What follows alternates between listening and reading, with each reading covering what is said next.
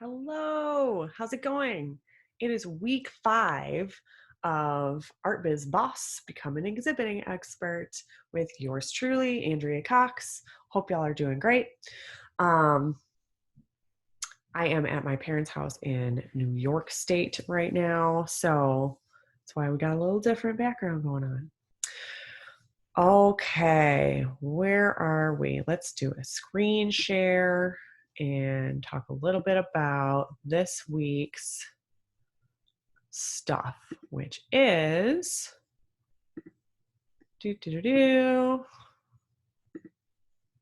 curtain up.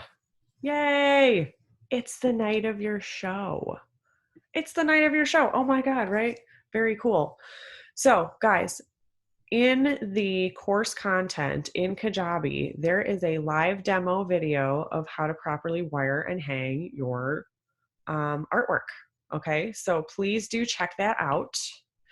Then I also dropped you a download for this outline of an artist statement that's specific to that particular piece or pieces that you hung in the gallery.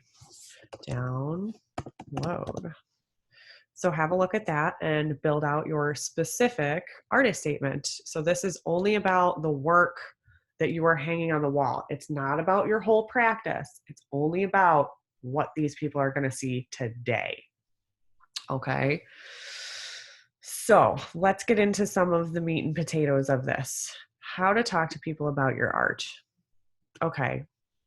So guys, this is something you're probably going to need to work on and practice. It takes practice. And the more and more you exhibit, the more you will be able to speak fluidly about your artwork.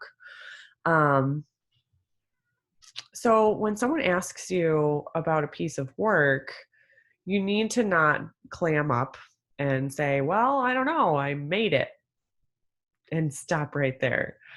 They really want you to be able to articulate why you made it, how you made it, and what it means to you. And that's where this comes in, guys. Write this now so that you know it's going to help you formulate your ideas about how your artwork is and why you make it. And then literally, because you've written that, you're going to be able to spout out pieces of it very easily when someone asks you about your artwork. Okay. I haven't written my specific artist statement for my upcoming show yet, but I can kind of spout it for you, which is these are dreamy landscapes on film. Let's talk about that. Let's pull up our artist statement here. The outline. So if I pull this over here and get to my outline. Doom, doom, doom. There it is. Hope y'all are doing awesome. The internet's not fabulous here. Okay, so again, you've already written your general artist statement. So same basic principles, the why, the what, and the how. Okay. Specific statements about why you made this work, this specific work, okay, and what it means to you, your thoughts and emotions about it. The medium that you use for the work, the tools you use, and the specific statements about how you made your work, okay? People want to know, so for instance, that one coming up is dreamy landscapes on film. Okay, why did I make this? A couple of statements about why you made the piece of work. Okay. I feel that the time-based essence of shooting photography on film connects back to the nostalgia of the land. Okay. The land, that timeline is so incredibly long that to shoot it digitally in that split second doesn't seem to do it justice.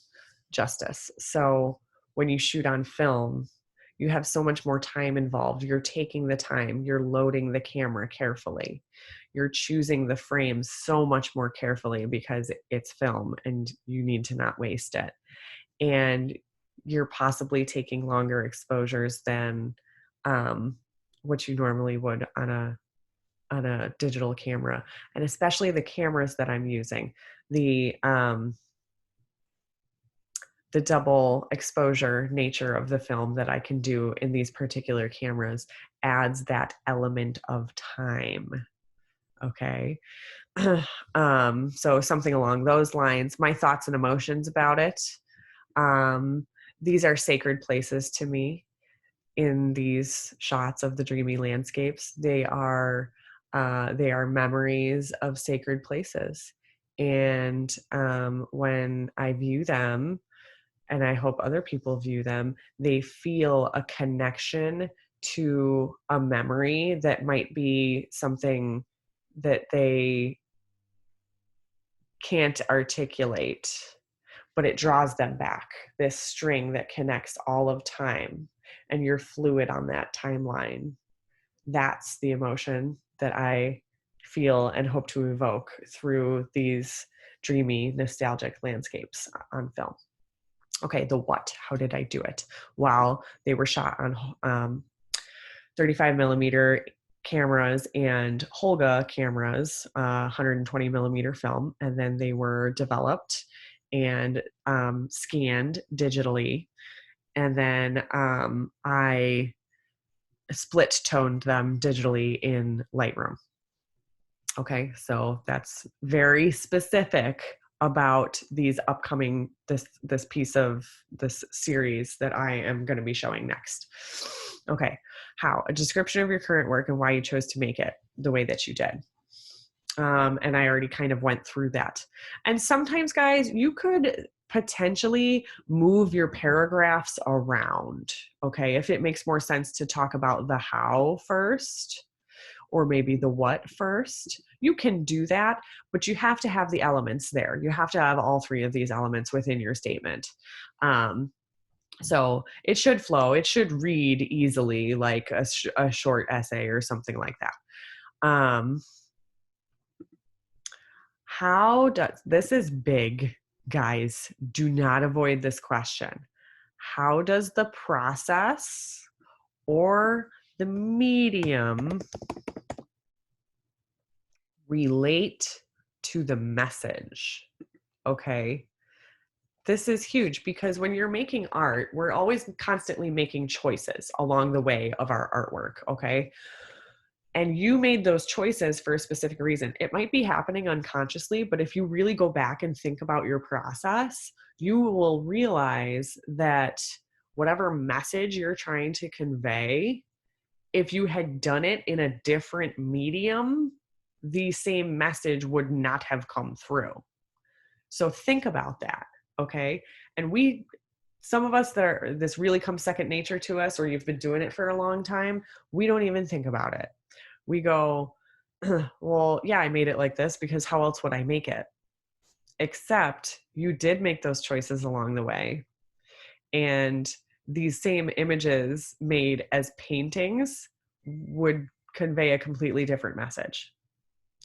So you are making choices, whether they're conscious or subconscious, along the way of making an artwork. And you need to be able to go back and recognize why you made each choice and how that string of choices relates to the message. Whoa. Okay. That's big.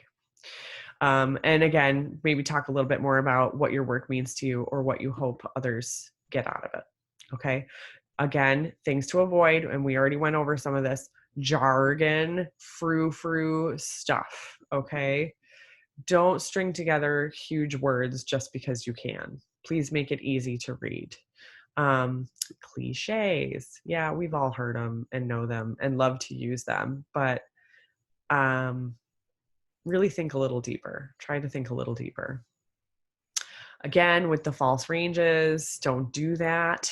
And art theory, should only be in there if it relates to this specific work. Okay. So please, as your homework, write out your artist specific statement and we'll go over them in the group call. Okay. So that is your statement. Okay. Please do check out that live wiring demo. That's already done and in there. How to talk to people about your art. Okay, so I just told somebody all about this particular set of photographs in my artist statement. But guess what? When they walk up to you at the gallery, you're having a party. They just want to talk to you and get to know you. You have to be your jovial, awesome self while spouting out pieces of your artist statement. Okay, so after you write that, you better reread that and reread it again and try to really get a good grip on what it is that you said. You need to know it inside and out so that you can talk about your art. Okay. Handling sales and objections. Okay, so we talked about this at the very beginning of the program. What is an exhibit for? What is an art opening for? Okay, yes, it is for showing the work and selling the work, both of those things. In my opinion, it's more about networking, showing the work, not necessarily about making sales right then. But you might end up making sales right then or having people really ask sales type questions. Okay, so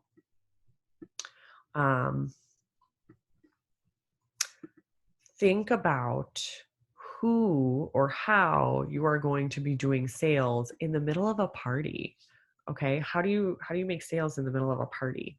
Well, it would be really nice if you had an assistant. Okay, so talk to the gallery owner, or if it's really not that kind of a situation, have a friend, a close friend, help you with this. Okay, when someone starts asking you like, oh, this is really great, how much is it? Or maybe there's a price tag there. Okay, and they're like, oh, okay, $500.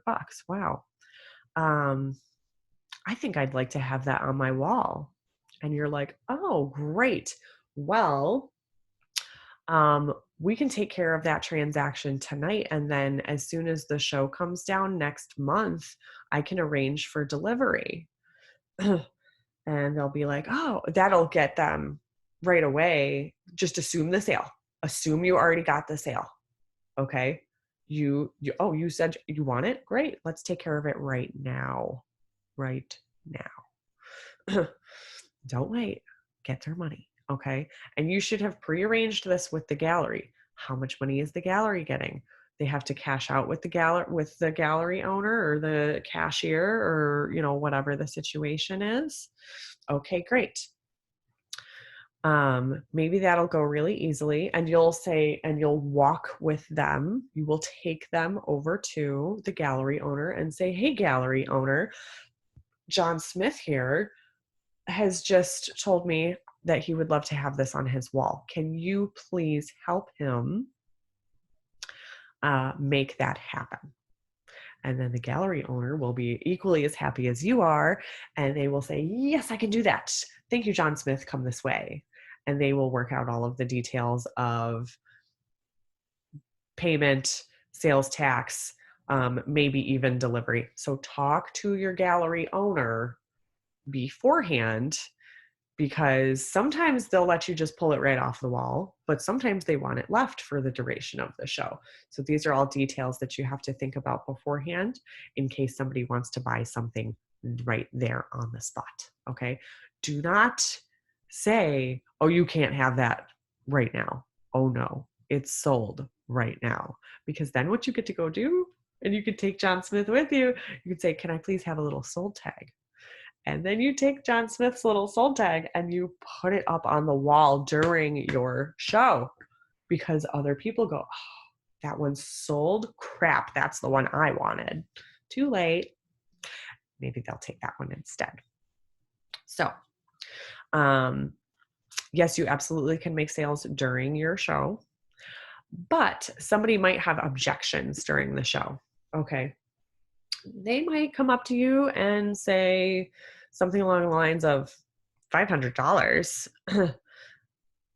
This is very unlikely that this would happen, but $500, what on earth makes you think you can pay, that somebody would pay that for that? This is where you go back into your value. What value do you bring? And remind yourself, do you want this jerk to have your art? Maybe you don't need that sale. So, you know how to handle objections though, or they say something, oh God, I would love to have that. Oh, I wish I could afford it. Talk to your gallery owner, or you yourself know, maybe you offer payment plans. Payment plans? Oh my God, payment plans. Yes. So, maybe a payment plan can be worked out with the gallery or through you, where once the final, they work it out weekly or monthly. And once the final payment is made, then delivery is arranged. There you go. That's a simple solution. Obviously there's liability involved in that, and you need to have a signed agreement that says, none of this money is refundable, because even if you back out on your last payment, like you're not going to get your artwork because you're not going to deliver the artwork until all of the payments clear. Or, they might halfway through say, I need all my money back. I changed my mind. Well, there needs to be some sort of agreement in there where either they're not getting all their money back, or they're not getting any money back, or whatever, because now you've just held up this piece for 3 weeks, 6 weeks, 6 months, because this jerk off said they were going to buy it. So maybe none of that money is refundable. That's up to you, how you run your policies. Okay. So again, it is a party. You are hanging out, but do not let sales slip away. Listen for those keywords. I wish. Oh, I love. Oh, I know somebody who would love. Listen for those keywords. Those are sales. Those are potential sales that it's your job to close with the right words, the right body language, and getting the sale done as quickly as possible. Okay. But my big thing at openings is networking. Yay. Okay, guys, you better have your phone or a little pad of paper and a pen around.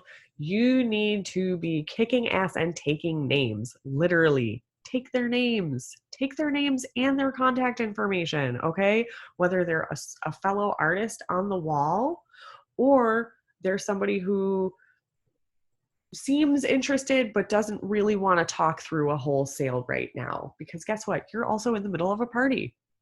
So names, phone numbers, email addresses, a sign-in sheet with email addresses so that you can build your email list. Woo! Use little monikers and whatnot to help you remember people's names, okay? Write their name down and ask them what they do. What kind of art do you make? Oh, I'm just here to look. Oh, great. That's awesome. So you're a lover of art. How did you come to love art? Okay. Ask them the questions. Make it about them. Don't talk about your stuff. They'll ask you because, of course, they want to ask you. You're the artist on the walls. Don't talk about yourself. Ask them the questions, because they came up to you and asked you a question. Answer it briefly and succinctly, and then ask them questions. Okay. This is how you network. Remember people's names, their faces. Try to write down a little bit about what they do. Don't walk around taking notes all night. No. Have a genuine conversation. And then when you walk away, whip out a little notepad. Okay.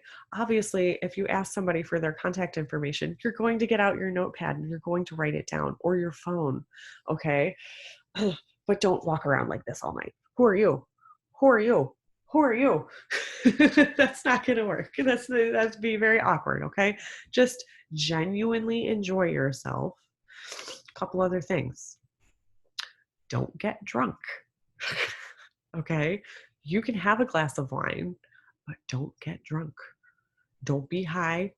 None of that. Whatever you're into, sobriety is key. Okay. You need to have your head about you. You are presenting yourself in a professional but relaxed way, okay? Don't get drunk. Um, Make sure that things like food and beverages are worked out. Food, beverages. Who is doing that? Is the gallery doing that? Is that your responsibility? What kind of prep did you need to do for this night? Okay. Is the gallery taking care of everything, or are you starting from scratch in an empty warehouse? You have to think about these things. Okay. Hopefully, if you're doing something like that, you've got a team helping you.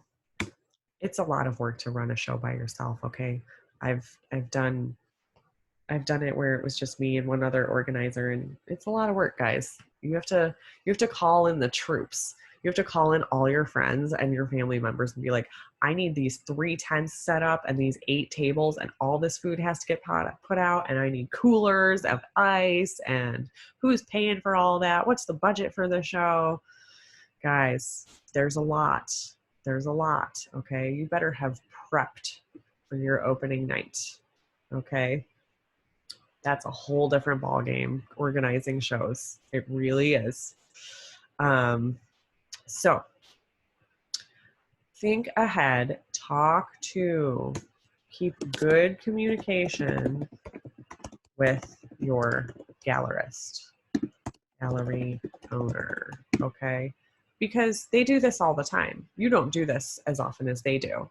So they know what they like to do for food and drinks. They know where to get that stuff. They might ask you for some help. But yeah, you need to plan this out ahead of time, okay? All right, guys, this is the big part because it's going to help you do this. The handling sales and objections, we already went through a lot of that in the money and whatnot. And then this is big, guys. You can't just clam up at your show. It's already hung. You already installed it, 2 days ago. It's already on the wall. Your artist statement's already up on the wall. You are looking good, smelling good. You're there. All your people are there. You've got close friends and family there, and you've got hopefully people you don't know coming to your show because you did your marketing already. Okay, so enjoy yourself. Enjoy yourself. It's your big night. It's your big opening night. Okay, enjoy yourself. Take notes where you need to, and get to know the people. Okay, because they want to know your story, because that's going to help you make sales. Okay. All right, guys, I really hope this was helpful this week. We'll go over it all in our in our group call. So let me know if you have any questions. Love ya. See ya.